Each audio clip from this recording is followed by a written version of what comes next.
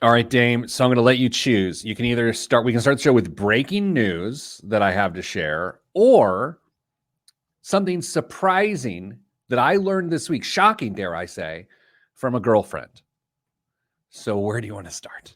Do we get both of these at some point during the show? Yeah. I mean, I could go back to back. I'm just like, how do you want to start this? Breaking news. Ooh, this is some breaking news. I am coming out of stand-up comedy retirement for one night only.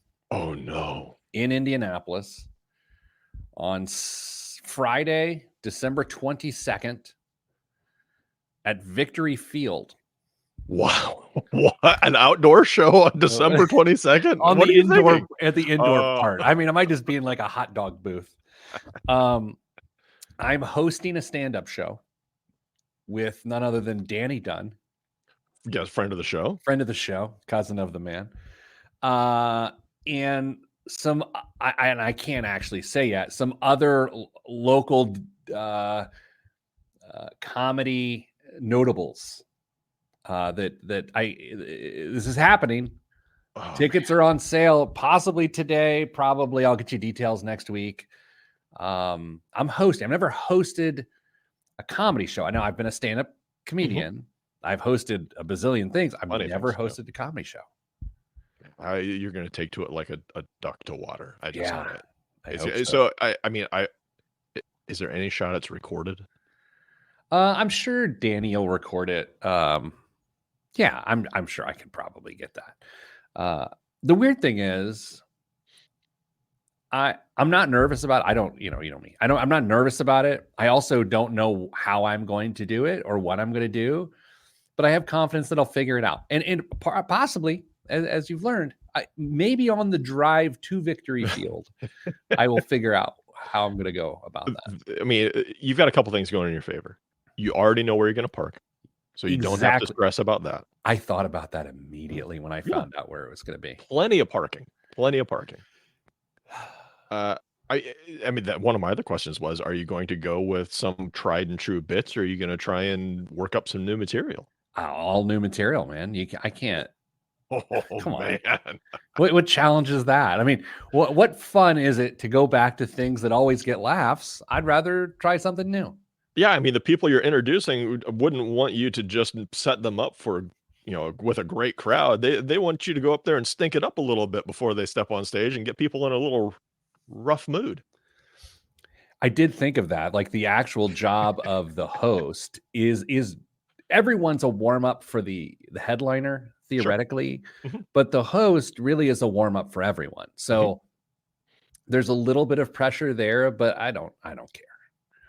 Danny, if you're watching and he's not, I would love for you to check in with your cousin and make sure that he's going to do exactly what you want him to do. One last note on this before I move on.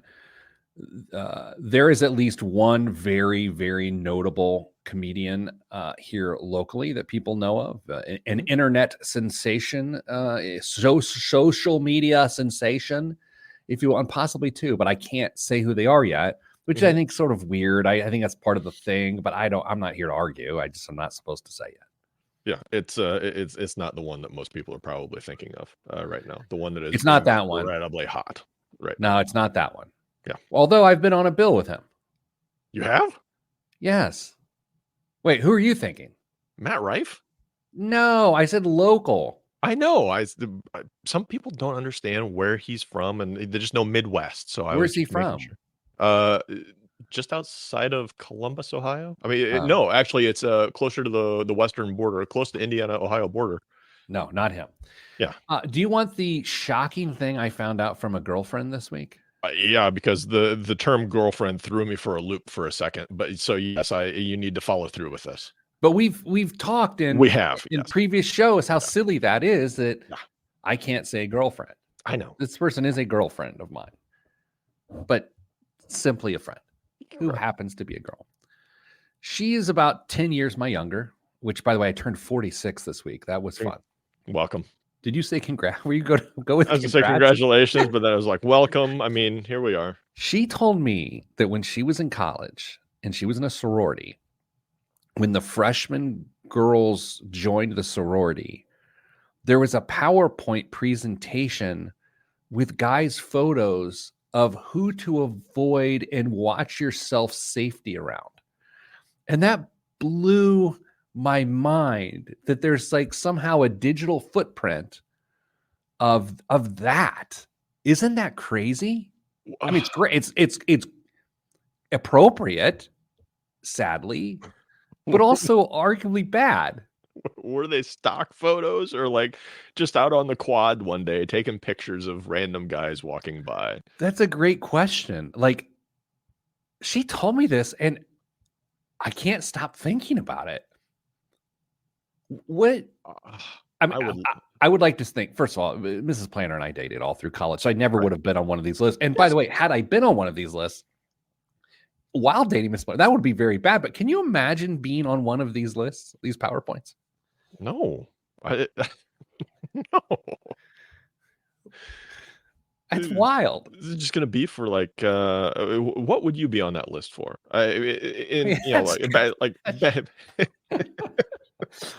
Uncomfortable jokes. Yeah, exactly. That's like, he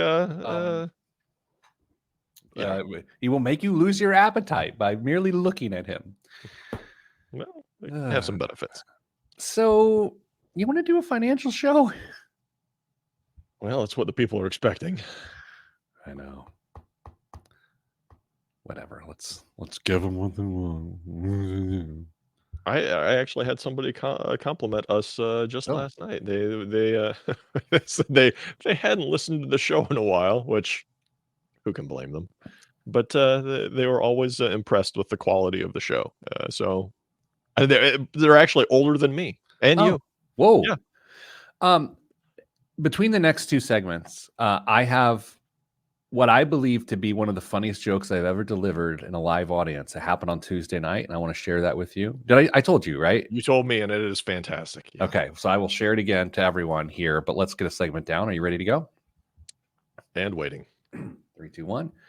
This week on the Pete the Planner Show, we answer your money questions. Here's how the show works. You email us askpete@petetheplanner.com. That's askpete@petetheplanner.com, and we will answer your questions. Oddly enough, today, one of our segments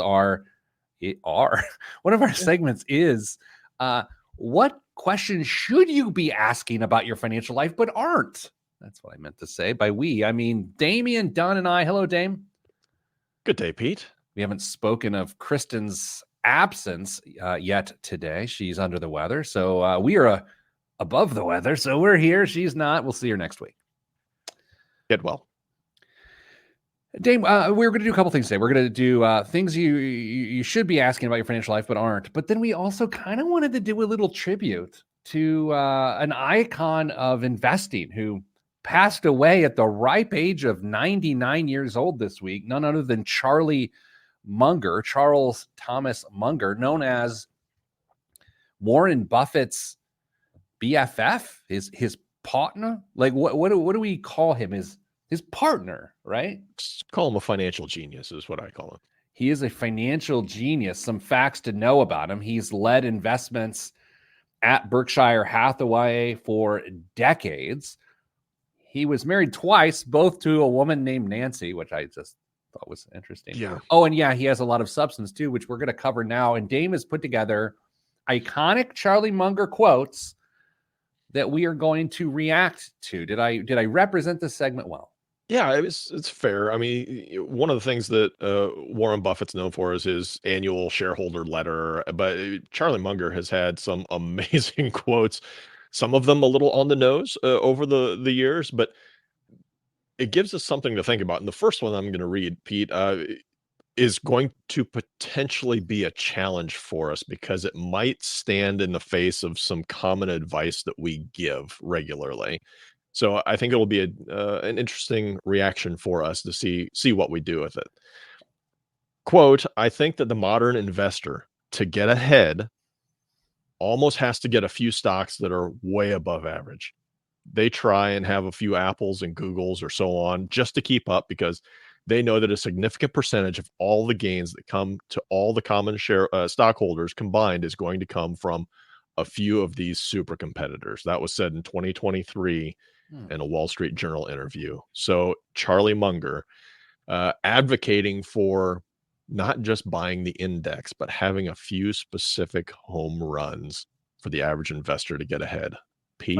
I might out myself with this incredibly dumb question or thought. It's a question / thought. Both could be dumb. Okay, so when he talks about the modern investor, it's hard to say if he's talking about a modern retail investor or an institutional investor, because it's, we advocate for index funds, or and it's quite possible that he's actually talking about Berkshire Hathaway itself, as opposed to you and me, who wouldn't he rather just see us invest in Berkshire Hathaway? Like, do you see my distinction Yeah, there? that's fair. I don't think he's under any illusion that people aren't just going to make their portfolio a 3-holding portfolio, with Berkshire being the cornerstone. And he realizes that people are going to do what they want. And he's, in my opinion, he's addressing the average Joe here, who's trying to prepare for whatever financial goal, most likely retirement, that they are chasing by investing. It is worth noting, as Chris points out on the Facebook Live broadcast that we've got going right now, that this is also your stock pick of the year, or has been. Not this year, last year. All right. What else did Mr. Munger offer us in his 99 years? Well, there are huge advantages for an individual to get into a position where you make a few great investments and just sit on your butt. You're paying less to brokers, you're listening to less nonsense, and if it works, the governmental tax system gives you an extra 1, 2, or 3 percentage points per annum compounded. This seems so consistent with the last piece of advice, and here's the thread I'm sensing. It's assuming a person is doing their own investing, yet I don't think he would really want the average Joe executing on this advice. You know what I mean? Yeah, that's an interesting point. I don't know if he advocated for overly complex investing strategies. I mean, obviously what Berkshire did was very detailed and very into the weeds on that, but he really wanted to push the investing strategy of Berkshire Hathaway to buying really, really nice companies at reasonable prices, versus what I understand Warren Buffett's perspective was at the beginning was to, I think they called them cigar butt companies. You're buying the stuff that nobody wanted, being a huge contrarian, and waiting for them to come back into favor and really appreciate. So trying to discern between those two can be challenging at sometimes. But for the average investor, I don't know what his feel was. I know that he was certainly against some certain things, which I may have a quote on. Yes, I do have a quote on later.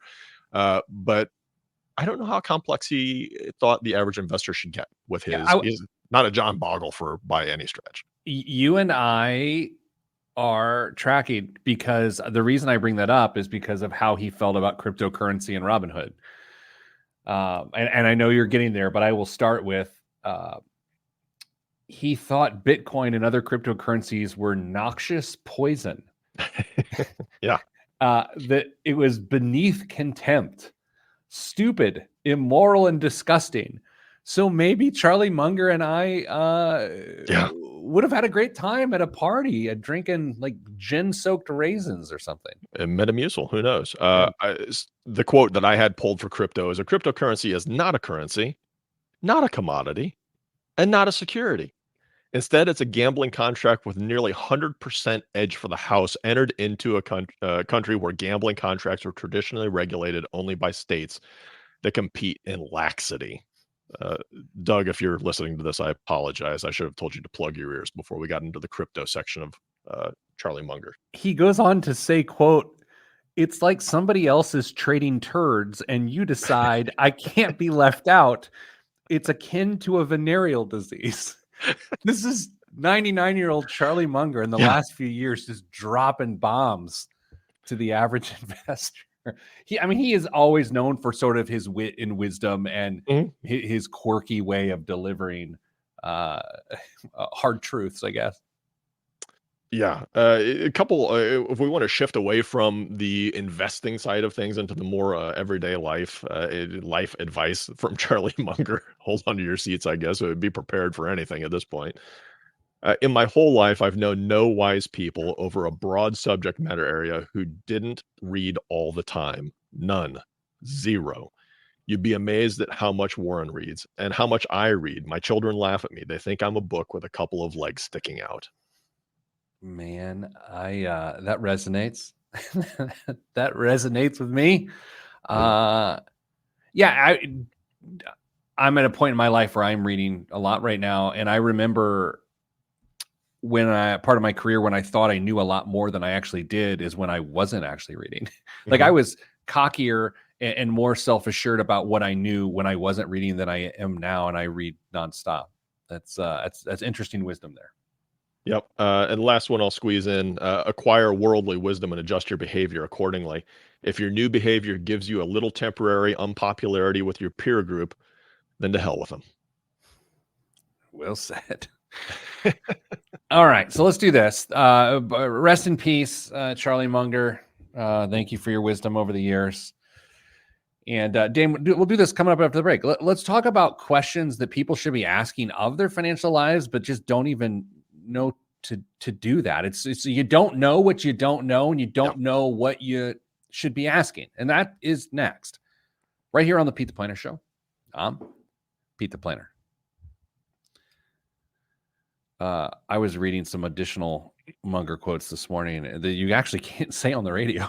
Oh no, yeah. I mean, there's a lot. I had to pick through some stuff. Did you happen to see his take on EBITDA and like people who talk about EBITDA and all of I that? didn't see that one. Oh Lord. No, but I do. I want to see it now. Eric asks, can we just have a whole show of these incredible put downs of crypto? Special segment. Dame in crypto and alternative investment news this week, and maybe hopefully I don't burn your news here. Cristiano Ronaldo sued for $1 billion for his role in NFT promotion. Oh man. Good thing it's a $1 billion soccer contract. Yeah, I mean it's tough. Who could have possibly foreseen NFTs not working out? Who knows? All right, so I'm speaking on Tuesday night to a few hundred people at I don't want to get too specific, but a group of people who work at the administrative level at churches all across the country. Is that good? Yeah, I think it's fair. And I don't even, and not just like a church building, but like a church organization, like the heads of whatever. So I'm speaking there, and my role at this thing is to actually be the dinner entertainment. It was like dinner and a show, and I'm the show, which whatever. So I'm up there, I'm doing some things. People are giggling a little bit. And I'm in the midst of talking, and all of a sudden, out of nowhere, because that's how they work, someone sneezed, right? So I hear it, and I just freeze. I stop mid-word. I freeze. And there's silence. And I simply said, you think of all the rooms of which someone might say, God bless you, would be this room. Yet, nothing. Shame on all of you. It was really, and it was funny. It was like in the retelling of it's not that funny, but in the moment, it was really funny. It was great. It's you can understand if you imagine yourself in that moment, in that environment, in that context. It's a great joke. Very aware. Look,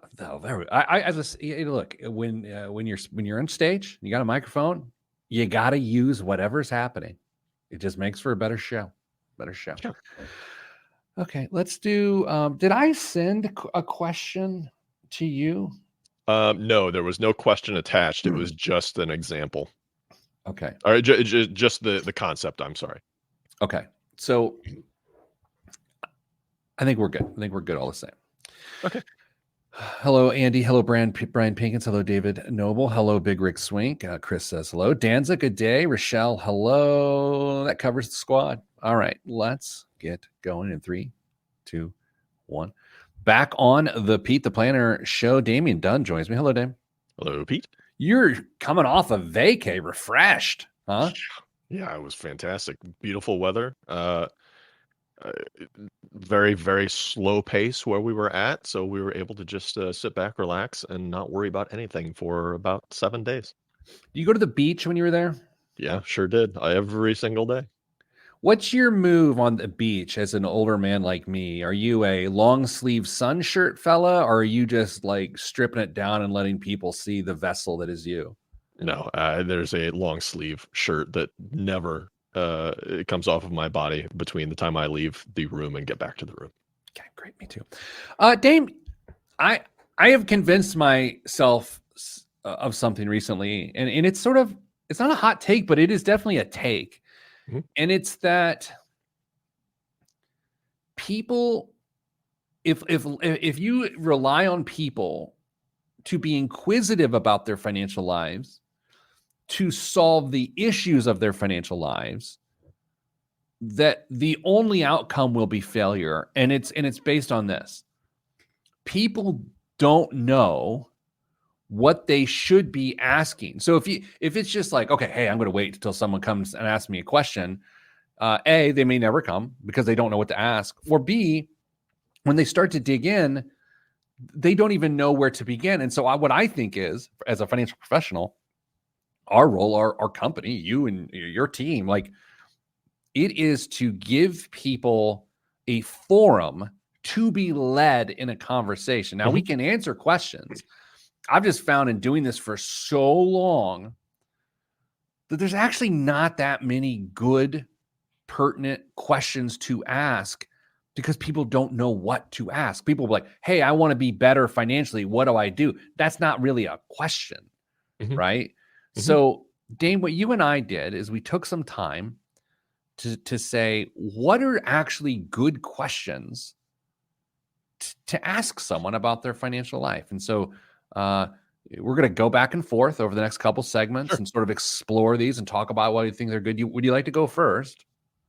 Sure. Yeah, I'm fine with that. And I think, by the way, before we jump into this, uh, this is a great trait for your financial advisor to have. I think the days of uh, the advisor sitting there ingesting all of the information and then specifically just telling you what to do, while that can be valuable, there's more value and progress made when you hire a thinking partner through a lot of these things where you can just toss ideas back and forth and come to a conclusion based off of the facts of the matter, your specific personality and circumstances, and have a clear way forward and somebody that's going to support you in that. So, if you are in the process of either evaluating potential financial planners or working with somebody, keep that in the back of your mind. Make sure that they are that it's a conversation between the two of you and not just a one way. You put all the information in, you get information out, and that's the end of it. So And if anyway, if people choose not to use the questions that we're going to talk about today, the other element of this is, to what you just said, Dame, is if you're interviewing financial advisors, say, look, I don't know what to ask. hmm, But I need to get my sure. stuff together. Just take me through it. And they're like, well, it depends what you want. And like if they get stuck on that, well, what do you need to know? Move on. That Yeah, ain't him. That ain't yeah. her. Like, it's I'll put it this way, and then let's get to the questions. But if the average person is just living life, they got expenses, they got some income, they definitely are going to experience financial discomfort from time to time. Mhm. It's often a cash flow issue, but there's a lot of reasons around it. People don't know how to form the words to ask the question to change that reality, because you just don't go, oh, things are hard. What I do, like, what, you don't know how to ask the question. So today we ask those questions. Dame, you're first. Am I benchmarking appropriately? Oh, see, this is a good one. This is a good one. People don't know to ask that. So, Dame, what ends up happening is we have. Should we tell on ourselves a Yeah, little, a I was little bit? 100% gonna use this. Just Go ahead. yesterday, Pete and I were having this conversation about, "Hey, did you look at what your 401ks return?" Now, based on the company that we use for 401k here at Your Money Line, and knowing that he and I are roughly allocated the same with our choices, uh, we were both a little surprised when we looked and saw what the year-to-date return has been. Now, truth be told, Pete, if we said that the average that we expected, if we could lock in 8% a year going forward, you and I would be happy. And Great. we're doing better than that. But we were benchmarking against the S&P 500, which is up. Well, yesterday it was 20-ish% for year to date. We are. Do you want to say? Yeah, about half that. About half that. A little more than half of that is where we were at for year to date. Now, both of those things are completely true, but we are in a diversified portfolio that is US based, international, has some, but not a ton of bond exposure as well. And we're comparing our returns against the S&P 500, which is just doing phenomenal this year. And if you compare any of the other indexes, they're not keeping up to the S&P 500, largely because of 7 companies, by the way. But that's not an appropriate benchmark for our portfolios that we're invested in. And if you are looking at your returns on your statements every year saying, well, I listen to the news and the S&P 500 is up 20%. Why am I only doing 10 or 12 or whatever it may be? There's a very reasonable answer for that, I promise. You're just using the wrong benchmark. And this is a very narrow application of the question. The weird thing is, you and I know this. We know better. Sure. But the second I sent you a pretty vanilla prompt to bring this up yesterday, and you honed in on exactly what I stupidly honed in on, was how much it felt like it underperformed the S&P. And you and I know better. You and I know better that there's some sort of blended basket that makes more sense for us to benchmark to. But if you and I, let's say we struggle, let's use the verb struggle with that. I mean, the average Joe is really going to not have the context there. Absolutely. And that's what turns into, if the average indices are coming back at between 8 and 10%, the average investor return is 2 to 3%. It's because they see this information, they go out and they make changes based on emotion and not long-term investing planning. And frankly, probably having the appropriate benchmarks. There's no reason to base your returns or your happiness with your returns off the S&P 500 if you're in a 60-40 portfolio. That's silly.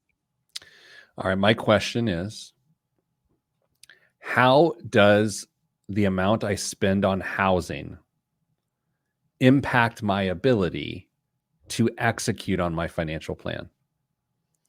So how much do I spend? How much does what I spend on housing impact my ability to execute my financial plan? Dame, I am of the belief that people will get themselves into a housing situation and fight and scrap for the house, and in turn their back on their financial plan. Yeah, overhousing. I believe you were the person that introduced me to that phrase a number of years ago.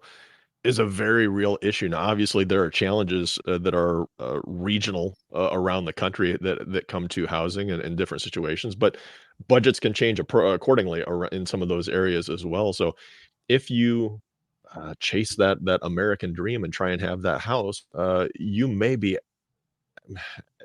accidentally cutting yourself off at the knees at trying to accomplish and have that stable life that you really desire. The house may represent it, but it may not give you the end result.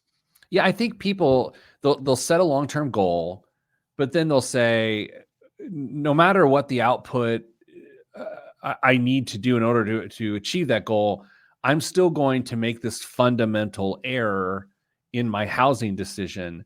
And those two things actually don't fit together, which is why it's a question you should be asking. So, Dame, let's do this. We got through 2. We've explained the concept, and there's a lot more questions you should be asking. So after the break, we'll come back, do more of that right here on the Pete the Planner Show. I am Pete the Planner. Stopping the segments a little early today because I just want more Johnny Cougar. More Mellencamp for the people. Absolutely. People love the Mellencamp. Dame, I try not to weigh in too much on other people's money, which sounds like a ridiculous thing to say because that's all I ever do. But I mean like a specific person's money, like a specific public figure. I just try to now I will say what we tend to do is when it comes to our politicians and our government leaders, we are highly critical of their financial lives. Here's where I'm struggling, and I'm going to regret this. Gee, many Christmas, I'm going to regret this. let's just go broader. Let's go broader. College football coach buyouts Okay. are nuts Yeah. for so many reasons. And I'll go just two quick ones. There's been two massive stories in the last week and a half, or in this world, or 2 weeks, or whatever. Who cares? Tens of millions of dollars to stop coaching. And good, it's a contract. The person is, that's the market value for them. Great. But man, if you bring in some other context into that situation of the old argument of there isn't enough money within the system to pay athletes, yet you can pay a coach tens of millions of dollars to not work there anymore. That's a hard argument. Well, I mean, where's the money coming from to expedite the removal of that coach? It's coming from boosters. The boosters are also the ones paying the athletes now, and I mean, and they're finding creative ways to do that. So yes, absolutely, there is plenty of money in the system to be had. It just highlights the ridiculousness of the situation. I mean, slight twist on this conversation. Yeah. Pete, can you imagine being paid millions of dollars not to work? Yeah, I think about it all the time. No, Yeah. no, because somebody was so upset with your Oh. performance that they said, "Here's $10 million. Go away. I don't ever and turn in your hoodie on your way out the door." I also say, without getting into the details to that same question, in some of these instances, by waiting a month or 45 days or 60 days, they lessen the burden of what the payout is. Yet, with the season being bad anyway, because that's the whole point of letting the person go, and the feeling of getting a jump on whoever the next coach is, it's not worth 60 days and the millions and millions of dollars saved on, so that shocks me too. Yeah. It is a world with which I will never be familiar with. Okay. Back to questions that you should be asking, but you really don't know to do that, right? I believe that's what we were talking about. Okay. Coming back. 3, 2, 1. Back on the Pete the Planner show. Here's what we're covering right now. So thanks for listening, I guess. That seemed insincere. Dame, did that sound insincere? Nah. Because it was. We're talking about questions you should be asking about your financial life, but you just don't know to ask. Now, Dame, I have to note, oftentimes in a professional setting, when I'm trying to learn what's going on, whether it's just be like a negotiation or someone selling me their services, I tend to, at the end, ask the question, is there a question I am not asking which makes you feel as though I do not understand what's going on here? Mm-hmm. I love that question. I ask it probably 3 times a day. You get some pretty amazing answers to that question. But in a personal finance sense, I think people even stop short of that, and they don't even know. So next up for you, what is a question that people should be asking they just don't know to? What is the emotional impact of my spending habits? Ooh, go it again slower. What is the emotional impact of my spending habits? Ooh, that's a really good one. No one would know to ask that. Yeah. What are you buying with your spending? Not only physically, but emotionally as well. And what are the ramifications of that spending? Because we're all familiar with the ups and the downs of the balance in your checking account and the balance on your credit card, but what are the ramifications of the spending on the emotional, the person themselves, the psyche? Because I read a book, and I'm going to completely space. And if Kristen were here, she would tell me the title of it and the author.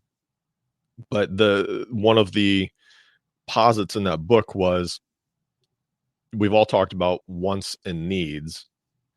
There are no wants. Everything is a need, but what you are buying may not actually be filling that need. There may be other circumstances around that purchase. That's the need that needs filled, not the actual thing that you're spending money on. Ooh, I've never heard you guys talk about that one. Really? No, either that or I didn't listen. Yeah, well. So this is interesting too, because it is on the track of my next one, which is I have a pay increase coming up of 5%. How can I prevent that raise from making retirement more difficult? Harder. Yeah. And I don't think people think in those binary terms when they get a pay raise, because it is never even. It is either this raise improved the ease of which you will be able to retire, or it made it more difficult. It is never a non-factor. And when you think about it through that lens, it's sort of shocking and alarmist, you know? Yeah, it's actually is very, very similar to one of the questions I had, which is what is the long-term impact of my current lifestyle on my future finances? Yeah, which also begs one that I like. This is back and forth. This is fun. I like, at what point in time will I need less money? Because that's the goal. Yeah. Is not to have more money because you're gonna in default need more money. It's how do you design your life financially so you will need less money. Yeah, I mean, those 5 years prior to retirement and 5 years after the retirement is declared, whatever you wanna call it, that's gonna look different for almost every person. W w How much money do you need 5 years before to the 5 years after? And, ideally, I mean, we could create a list of ideal scenario for somebody who is in retirement, entering or just beyond retirement, but it's gonna look different, and the key for you, if you're doing any sort of planning, is to figure out when those big things roll off. How much money are you really gonna need? Because that's gonna help you determine how quickly do you have to burn through your resources. Sure, you're gonna have Social Security, maybe if you're lucky, you're gonna have a pension, but the rest of it's gonna probably be funded by you, and whether that's part-time work or savings, and how are you gonna fill that gap? And if you can determine how much money you're gonna need and when, it gets a heck of a lot easier to figure this out, and it's not an easy question to answer because there are so many variables, especially when you're planning for something 5, 10 years down the road. We just don't know, but we have to make a reasonable guess at it so you can plan accordingly. Breaking news on the Sandra Day O'Connor just passed away. Really? Former Supreme Court Justice. And Hoosier. Yeah, just breaking news. Sorry to break it to you, unless you're listening on the podcast, but Yeah. everyone on the live stream, sorry. Yeah, or radio on Sunday, which they may have a news in between our Possibly. Oh, well. Yeah. She's in her 90s. Is that the third? I mean, there was Henry Kissinger, Charlie Munger, Sandra Day O'Connor. Do you believe in the death in threes thing? I try not to think about it, but if you do, then we'll say, yes, it was the third and we can move on. Because then it's not me. I start another third. You're not in your 90s, though. If we have a string of people in their 40s, you've got my attention. I have the hairline of a man in his 90s. Back to the show, Dame. What about, and this is a bit sort of a cute turn of phrase, and you and I were talking about this before the show. To what degree, this is the question you should be asking, to what degree are my liabilities actually an asset? To what degree are the liabilities that I have actually an asset? And you don't know to ask it, but there's two outcomes here that I commonly have seen. Number one, a person believes their liabilities to be an asset and they are wrong, or someone doesn't understand that the liability that they have is an asset. And in both circumstances, mistakes can be made that can really blow up a beautiful asset and or put value towards something that is not a good asset. We just talked about this before the show started, about the situation with some business debt, didn't we? Because it's a liability, but it's a huge asset as well. Now we're not talking about your money line business. We're talking about a separate business. But in that particular case, that debt is actually a huge asset because of some of the terms around it. So yeah, you're exactly right. Because I even think about my own mortgage is at 2.5%, 10-year mortgage at 2.5%. Yeah. Like it's strange for me from a financial planning perspective because I want that thing paid off prior to my kids going to college for the cash flow flexibility. But at the same time, if I got too aggressive with it, I'd be better off just from a simple arbitrage standpoint of investing it and then just paying the 2.5% as long as necessary. Yeah, entirely true. I mean, that's one of those situations where you and I look at it, and I don't know if there's necessarily a wrong answer to either of those approaches. You can fall back into math and trying to get down to a very technical answer, but so many of these things are going to be very individual specific on what the right path forward is, which gets back to talking to your trusted financial resource or guide or Sherpa or whoever it may be to make sure you're on the right path. I believe you're next in the speed round of questions you should ask. Am I? And this is one that I think people are aware of, but they either ignore or don't put the weight behind it that they should. Am I adequately protecting my assets and income? Am I protecting my assets and income? Am I adequately protecting my assets? Insurance, basically. Are you insured appropriately? Nobody likes to think about insurance or pay the premiums because you're literally paying for something you hope you never, ever, ever use. But it's so important. Okay, so if I may, and with a minute left, what percentage of people ask an appropriate party, do I have enough life insurance? What percentage of people ask an appropriate expert or party the simple question, do I have enough life insurance? That's a great question. Less than 10%. I was single digits. I just don't know. Because they may think it, they may posit it, because you said it, with a friend at getting tacos, but they're not actually going to go to anyone that can do something about it and solve it. And people who get that comfort of, well, I've got coverage through work, and they just never go forward because they've checked the box. I've got some life insurance, and it's probably nowhere close to what you need. Speaking of something nowhere close to what you need, coming up next, biggest waste of money of the week, right here on the Pete the Planner Show. I'm Pete the Planner. I'm running them short this week. I just people want to hear Mellencamp. Small town, you know? Pink houses. Pink house for you and me. I met a boyhood hero of mine on Tuesday morning. You're waiting till the next to last segment to tell us this? Sorry, a lot going on. I got to go up and we talked for a while, just based on the circumstances of what was going on, but it was really neat. I got to tell him I used to, watch him. It was Bill Brooks, former Indianapolis Colts wide receiver, great, number 80, Bill Brooks. I was at a thing and he was there and we're talking and I was just like, man, can I just tell you? And I know I'm not trying to make you feel old, but I'm gonna. It was really cool. I mean, what's the old, they never meet your heroes or anything like that. I get that, but A and A through Z, that guy is a class act. And I think that's why even as a kid, you kind of could figure out, I was like, man, this guy, he's a great human. It was really cool. So I got to tell him. What's the chance that you could lock him down on a couple different routes right now if you were to line up against him? Yeah, I'm old. I turned 46. He's old. I mean, he's got to be, I don't even know. So let's look him up. All right. So he looks like he's in great shape. He's small too. I mean, with all due respect, let's see how old he is. He's 59. Oh my gosh. What level of college athletics do you think somebody like Jerry Rice or Randy Moss would have to play on to be the best receiver in the league? I don't understand the question. So if Randy Moss or Jerry Rice were to get back into playing football, okay, clearly they're not going to be the best in the NFL. Right.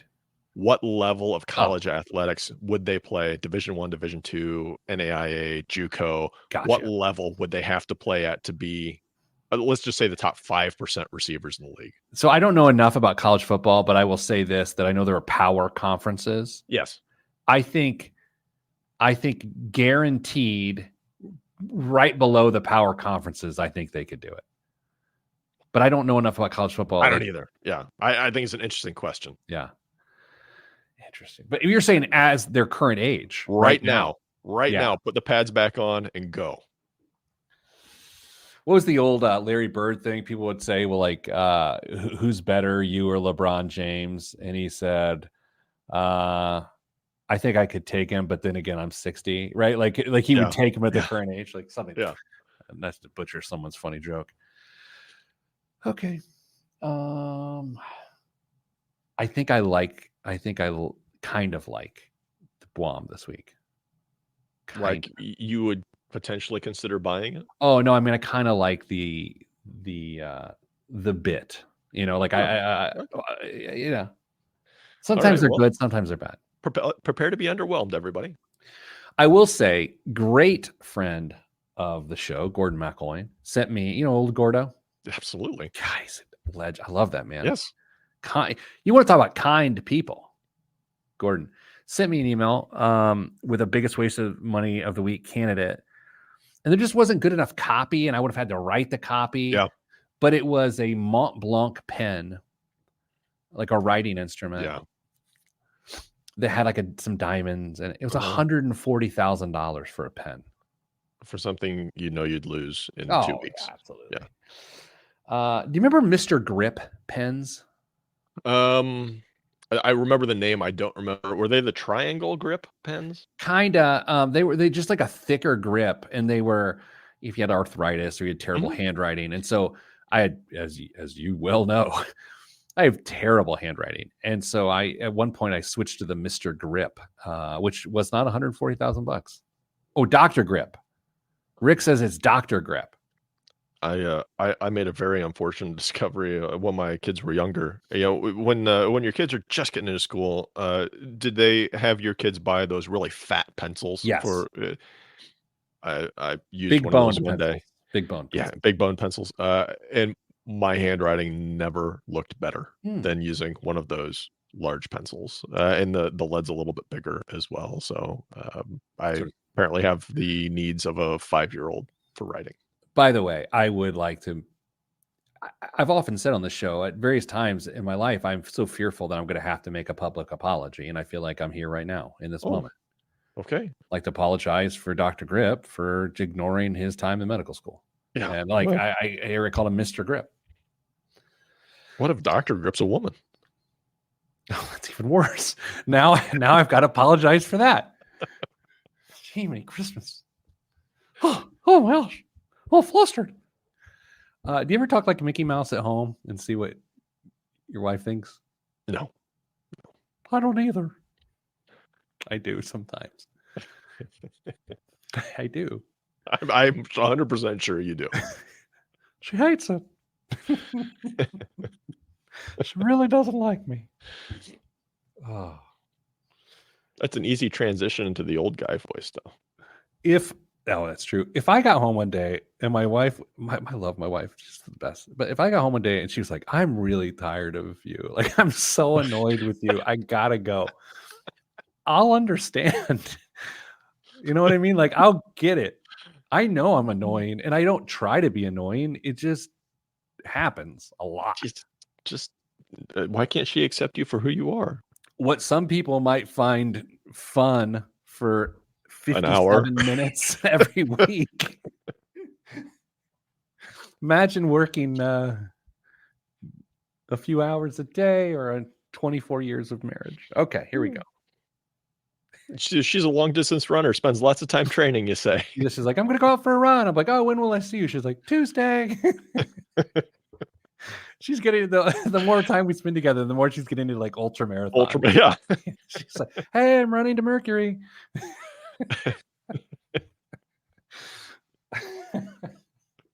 Okay, here we go. She also hates when I talk about her on the show, so she'll never know. Double whammy. All right, in 3, 2, I don't know. It's gonna take a second. Oops, that's not it. Here we go. 3, 2, 1. This week's biggest waste of money of the week, right here on the Pete the Planner Show, is the Impossible Collection of Whiskey. Whiskey is considered by many to be the finest spirit known to man, other than Casper the Friendly Ghost. Right. And this book might be the best way to experience it outside of sipping, written by best-selling spirits writer and whiskey expert Clay Risen. The book unpacks the spirit's history through some of the most famous distilleries in the world, along with the finest bottles they've ever produced. From peaty Scotch, created in the Scottish Highlands, to Kentucky's finest bourbon, Risen selects 100 amazing whiskeys from a wide variety of makers. You'll find American classics like Pappy Van Winkle, alongside bottles like Middleton Very Rare 45, as well as some of the best-kept secrets in the world of whiskey from India and the Czech Republic. The Impossible Collection arrives in a wrought iron-trimmed wood box inspired by authentic whiskey barrels, which is in itself a collector's item. All right, Dame, this is a 212-page book about rare whiskey. What do you think it costs?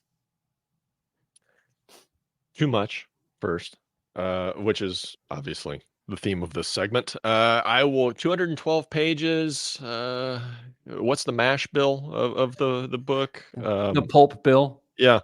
$250. All right. In the spirit of our fine friend Kristen, who's not feeling well today, what would she have guessed? You get to guess what she would have guessed. $150.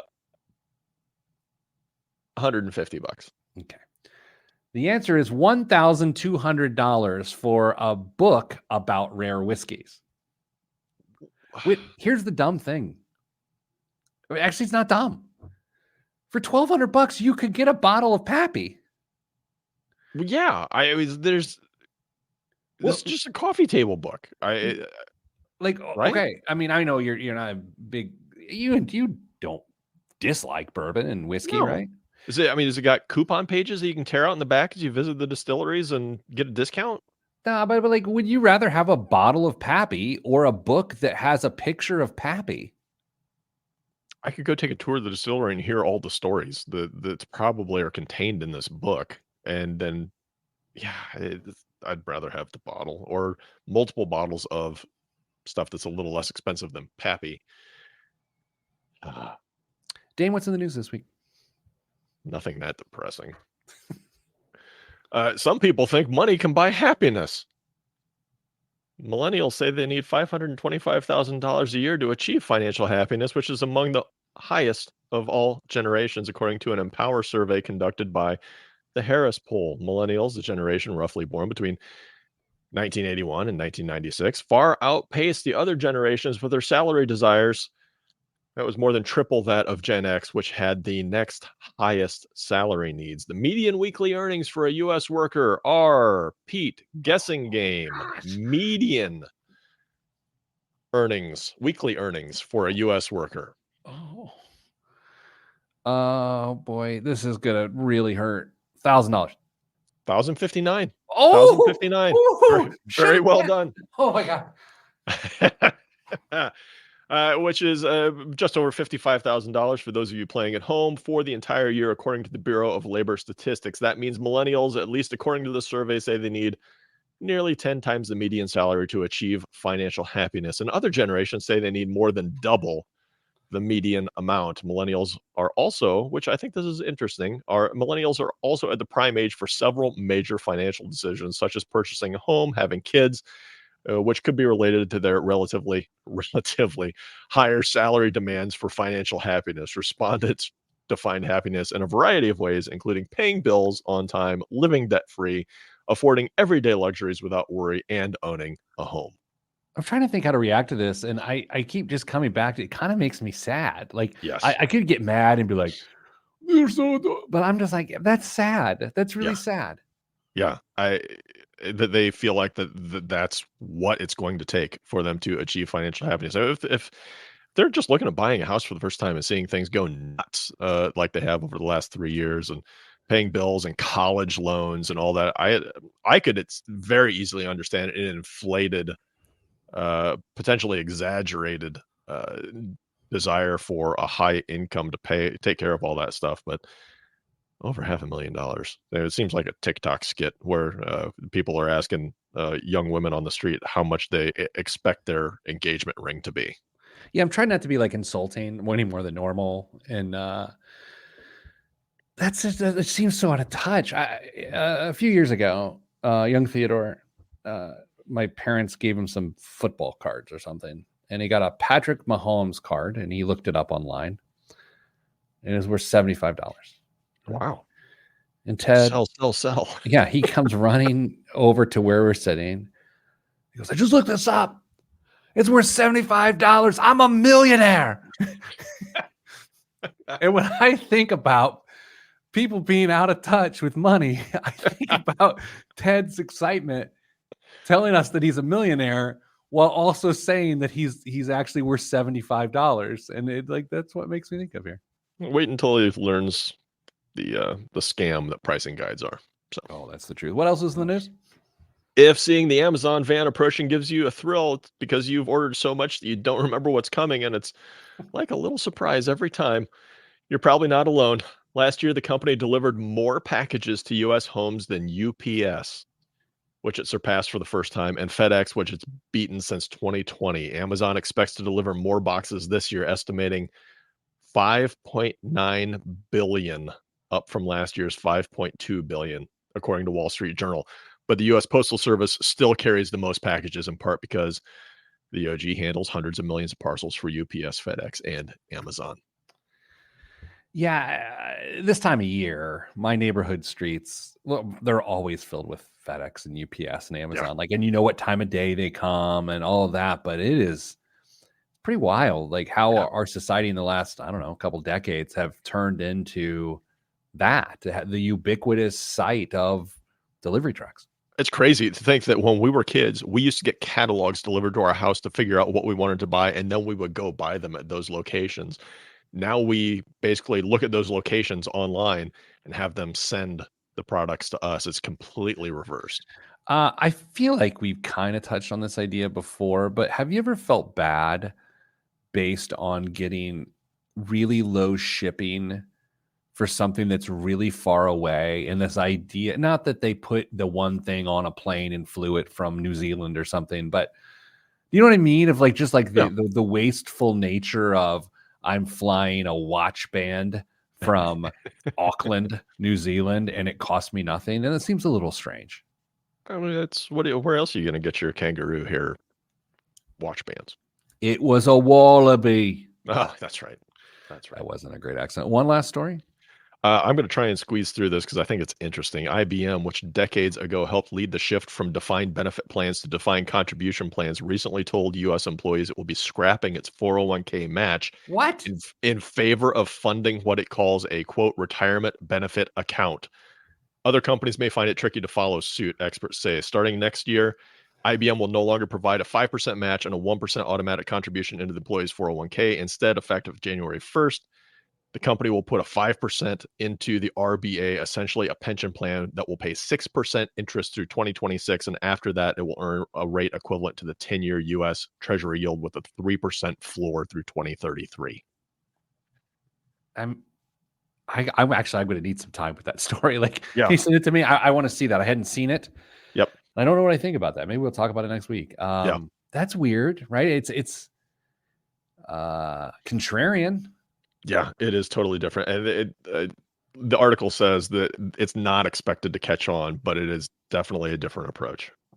What I'm trying to figure out is that some sort of, what's the motivation? I don't think it's cost savings per se, but maybe it's retirement success, and then they're paying lesser salaries. I guess. I mean, you're going to be able to make some different decisions in your investment allocation based off of this if you're getting a flat rate. So, well, that's all we have this week. Send you good vibes, because good vibes are all that's in the budget. I'm Pete the Planner. Pete the Planner Show.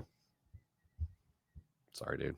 It's all right. I started my watch a couple seconds late and I forgot all about it. So that's a weird one. I gotta read that before I have some dumb take.